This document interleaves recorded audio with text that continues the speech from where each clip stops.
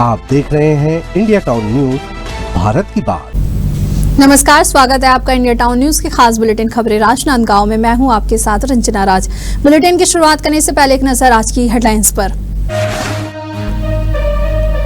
राजनांदगांव के झुग्गी वासियों का विरोध प्रदर्शन, बिना नोटिस उजाड़ी जा रही बस्तियां, कांग्रेस ने उठाए सवाल। खैरागढ़ की बेटियों ने तोड़ी परंपराओं की जंजीरें, बनी पिता की अंतिम यात्रा की सारथी, बेटियों ने उठाई पिता की अर्थी, दी मुखाग्नि। राजनांदगांव अब रहेगा कैमरे की नजर में, 600 सीसीटीवी से सुसज्जित होगा शहर, सुरक्षा को लेकर उठाया गया बड़ा कदम।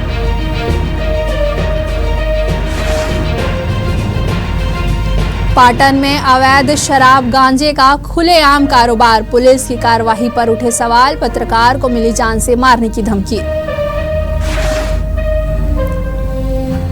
रूप कुमारी चौधरी ने गिनाई मोदी सरकार की उपलब्धियां, बेमेतरा में कार्यकर्ताओं ने किया स्वागत, जन कल्याणकारी योजनाओं पर विस्तार से दी जानकारी।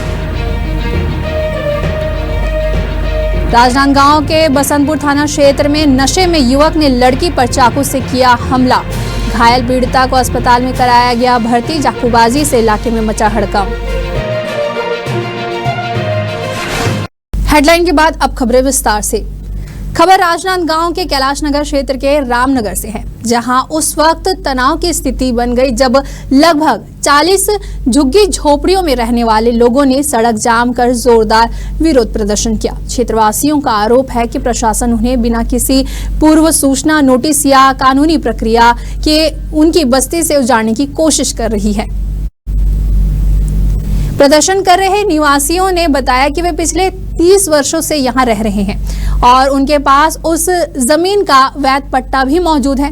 उनका यह कहना है कि इस मामले को लेकर वे कोर्ट में मुकदमा लड़ चुके हैं और अब तक 2 बार केस जीत भी चुके हैं। इसके अलावा मामले में स्टे आदेश भी जारी हो चुका है, फिर भी प्रशासन ने ना तो कोई नोटिस दिया है और ना ही पट्टा रद्द किया है, सीधे हटाने की कार्यवाही शुरू कर दी है। घटना की जानकारी मिलते ही स्थानीय नेता मौके पर पहुंचे और प्रदर्शनकारियों को समर्थन देते हुए भाजपा सरकार पर निशाना साधा है।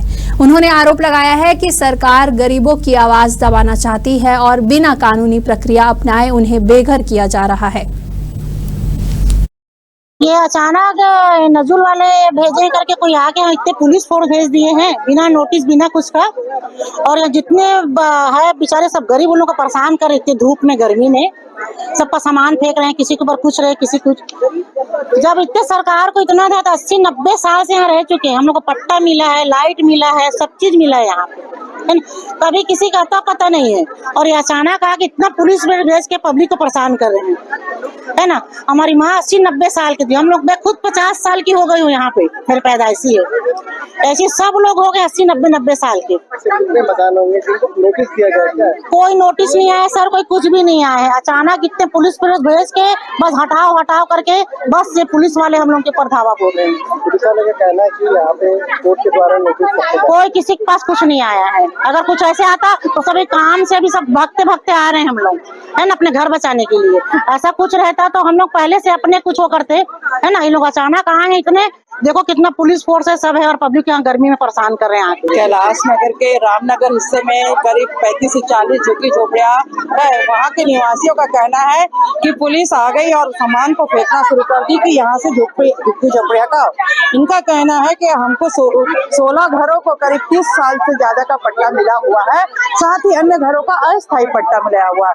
हम केस लड़ रहे हैं, 2 बार केस जीत चुके हैं, इस पे स्टे लगा हुआ है। तो किस आधार पर बिना नोटिस दिए, बिना पट्टा को निरस्त किए आप किस आधार पर हमारे घर को तोड़ना शुरू कर दिए और बिना नोटिस दिए, बिना बात के आप तोड़ कर दिए। तो भाजपा सरकार जब जब आती है तो इस तरह के तोड़-फोड़ काम करना शुरू कर देती है, गरीबों के घर का, गरीबों के झुग्गी झोपड़ियों को तोड़ना शुरू करती है।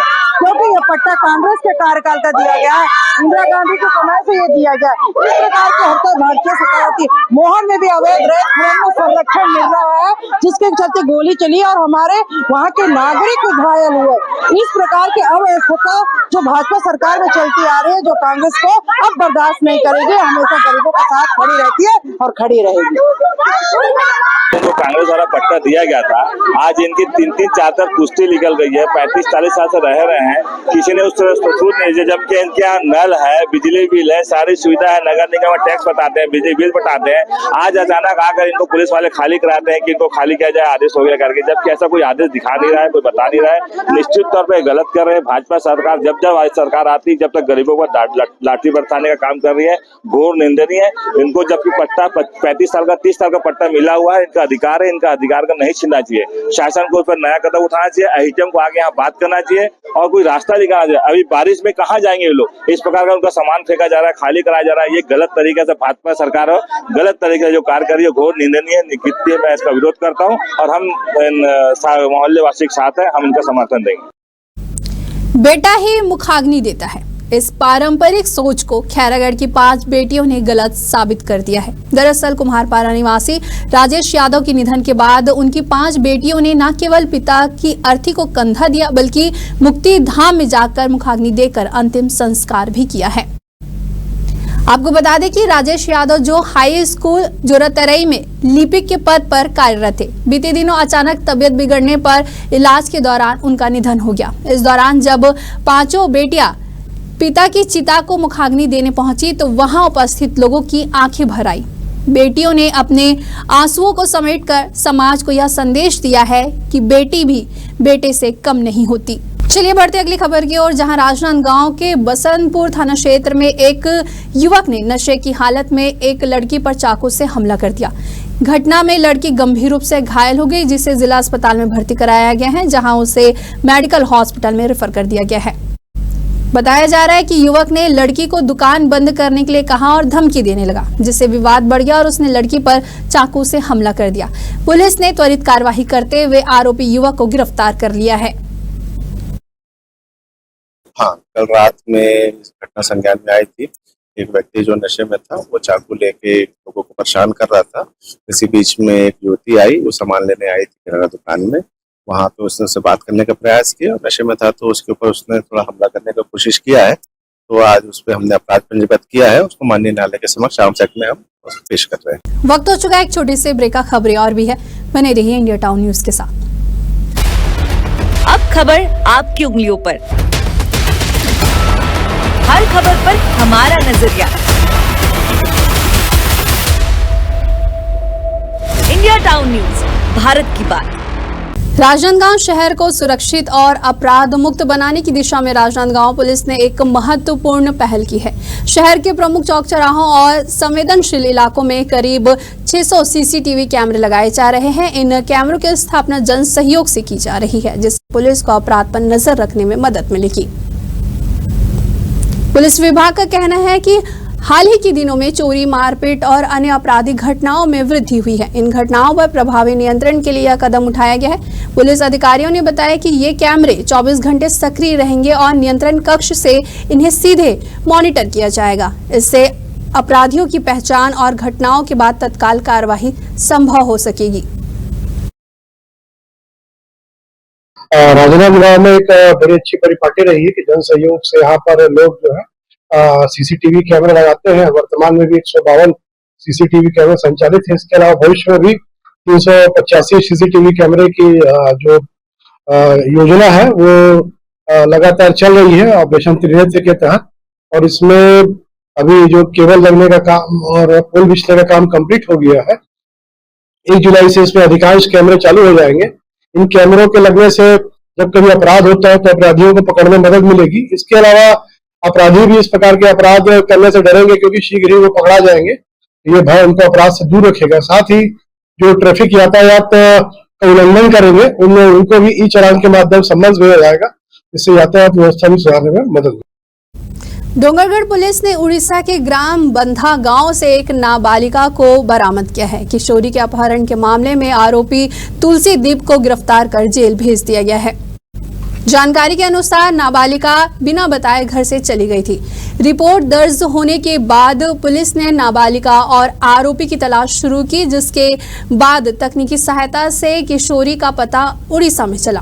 तत्परता से टीम ने नाबालिगा के परिजनों के साथ उड़ीसा पुलिस के सहयोग से कार्यवाही करते हुए आरोपी तुलसी दीप को गिरफ्तार किया है। वहीं आरोपी के खिलाफ पॉस्को एक्ट के तहत मामला दर्ज कर न्यायिक रिमांड पर भेज दिया गया है। खबर है दुर्ग जिले से, जहां पाटन क्षेत्र में अवैध शराब और मादक पदार्थ गांजे की खुली बिक्री चर्चा का विषय बनी हुई है। इन शराब तस्करों के द्वारा घर बैठे शराब की सुविधा भी दी जा रही है, जिससे सुबह शाम यहां शराबियों का जमावड़ा लगा रहता है। यह अवैध कारोबार वर्षों से जारी है, जबकि बिक्री स्थल से इंदिरा नगर के दोनों वार्ड पार्षदों का घर मात्र 150 मीटर की दूरी पर है। वायरल हुए वीडियो में देखा गया है कि पाटन पुलिस के नाक के नीचे महज 1.5 किलोमीटर दूर इस क्षेत्र में कुछ महिलाएं और पुरुष खुलेआम अवैध शराब और गांजा बेचते नजर आ रहे हैं। वीडियो वायरल होने के बाद पुलिस महकमे में हड़कंप मच गया है और नाम मात्र की कार्रवाई करते हुए एक महिला को गिरफ्तार किया गया है। हालांकि इस कार्रवाई को स्थानीय लोग और पत्रकार खानापूर्ति करार दे रहे हैं। साथ ही वीडियो बनाने वाले पत्रकार को भी जेल से छूटने के बाद जान से मारने की धमकी दी गई है। यह स्थिति पाटन पुलिस के कार्यप्रणाली पर कई सवालिया निशान खड़े करती है। पाटन थाना को अवैध रूप से शराब बिक्री की सूचना मिलने पर आज रेड कार्यवाही की गई थी और जो आरोपी है पंचमी नाग इंदिरा नगर पाटन की रहने वाली है, जिसके पास से शराब बरामद हुई है, उसके विरुद्ध आबकारी अधिनियम के तहत कार्यवाही की जा रही है। और भी सूचना मिली थी परंतु वह घर बंद पाया गया था और लगातार दुर्ग जिले में अभी जो भी नशे के विरुद्ध सूचनाएं प्राप्त हो रही है, अवैध शराब बिक्री हो या गांजा बिक्री हो या जो भी है, उस पर कार्यवाही की जा रही है। चलिए बढ़ते अगली खबर की ओर, जहां महासमुंद लोकसभा क्षेत्र की सांसद रूप कुमारी चौधरी बेमेतरा पहुंची, जहां भाजपा कार्यकर्ताओं ने उनका जोरदार स्वागत किया। इस दौरान एक विशेष प्रेस वार्ता का भी आयोजन किया गया, जिसमें सांसद ने प्रधानमंत्री नरेंद्र मोदी के नेतृत्व वाली केंद्र सरकार के 11 वर्षों की उपलब्धियों पर विस्तार से प्रकाश डाला है। प्रेस वार्ता में रूप कुमारी सांसद ने विकसित भारत का अमृतकाल, सेवा सुशासन और गरीब कल्याण के 11 साल विषय को केंद्र में रखते हुए मोदी सरकार के जन कल्याणकारी योजनाओं और सफलताओं की जानकारी दी। सांसद ने देश की सुरक्षा व्यवस्था को मजबूत करने, शिक्षा और स्वास्थ्य के क्षेत्र में सुधार लाने, महिला सशक्तिकरण को बढ़ावा देने और किसानों के लिए शुरू की गई योजनाओं की उपलब्धियों को भी रेखांकित किया। इसके साथ ही विकसित भारत 2047 विजन को पूरा करने का संकल्प भी दोहराया। देश के यशस्वी प्रधानमंत्री मोदी जी के 11 साल बेमिसाल सेवा सुशासन और गरीब कल्याण की योजना को लेकर के आज प्रेस कॉन्फ्रेंस आयोजित की गई। इसमें आप देख रहे हैं कि देश के यशस्वी प्रधानमंत्री मोदी जी के नेतृत्व में यह देश लगातार उन्नति, प्रगति और तरक्की की ओर अग्रसित है। हमारा मुख्य विजन है, हमारा उद्देश्य है 2047 तक इस राष्ट्र को विकसित भारत के रूप में हम स्थापित करें, विश्व गुरु के रूप में हम देखें और इस क्षेत्र में लगातार काम होते जा रहे हैं। अगर हम युवाओं की बात करें तो युवाओं के शिक्षा को लेकर के उच्च संस्थान IIT, ट्रिपल IIT, NIT ऐसी संस्थानें खोली जा रही हैं। विद्यार्थियों के लिए एकलव्य विद्यालय, आपके केंद्रीय विद्यालय, ये शिक्षा के क्षेत्र में बड़ी उपलब्धि है। इंफ्रास्ट्रक्चर की बात करें तो आप नेशनल हाईवे की बात करें, वंदे भारत ट्रेन की बात करें तो ये हमारी उपलब्धियां हैं। उसके साथ साथ अगर हम सिंचाई की बात करें तो इसमें भी लगातार ग्रोथ की जा रही है और पूरे गांव को कनेक्टिविटी से, शहरों से, मुख्यालयों से कनेक्टिविटी जिस तरह से जोड़ा गया है तो हम उसमें 99% हम सफल हो पाए हैं। चलिए बढ़ते अगली खबर की ओर, जहां भाजपा प्रदेश महामंत्री रामू रोहरा बालोद जिले के भाजपा कार्यालय जुंगेरा पहुंचे, जहां उन्होंने मोदी सरकार के 11 वर्षों की उपलब्धियों को लेकर प्रेस वार्ता की। इस दौरान उन्होंने केंद्र सरकार की जनहितकारी योजनाओं, सुशासन और विकास के मॉडल को जनता तक पहुंचाने की बात कही है। प्रेस वार्ता में रामू ने कहा कि बीते 11 वर्षों में देश ने अभूतपूर्व तरक्की की है। भाजपा सरकार ने सिर्फ वादे नहीं किए हैं बल्कि धरातल पर काम करके दिखाया है। यही कारण है कि हम जनता के बीच सीना चौड़ा करके जाते हैं। उन्होंने जनता से अपील की है कि वे भाजपा के कामों का मूल्यांकन करें और फिर तय करें कि उन्हें किस दिशा में देश को आगे ले जाना है। संकल्प से सिद्धि 11 साल माननीय मोदी जी के हो चुके हैं और इसी उपलक्ष्य में भारतीय जनता पार्टी के पूरे सभी मंडल स्तर पे, जिला स्तर पे एक एक प्रेस कॉन्फ्रेंस का आयोजन किया गया। जिला स्तर पर प्रेस कॉन्फ्रेंस हो रही है। मैं समझता हूं कि हमारे 11 साल देश की तरक्की उन्नति के जो पूरे हुए हैं, इसका हम त्योहार मना रहे हैं और जनता के बीच में जाके बता रहे हैं कि इन 11 सालों में हमने क्या क्या कार्य किए हैं करके छाती चौड़ी करके जा रहे हैं और जनता से रूबरू भी होंगे। छुई खदान के स्थानीय गायत्री मंदिर के पास पूर्व में संचालित द्वितीय जिला सहकारी बैंक को अब नए स्थान पर स्थानांतरित कर दिया गया है, जिससे ग्राहकों को बेहतर सुविधाएं मिल रही है। अब प्रशासन के सहयोग से पूर्व सिविल कोर्ट भवन को बैंक संचालन के लिए उपलब्ध कराया गया है। नए स्थान में बैंक की कार्य प्रणाली और ग्राहक सेवा में उल्लेखनीय सुधार देखने को मिला है।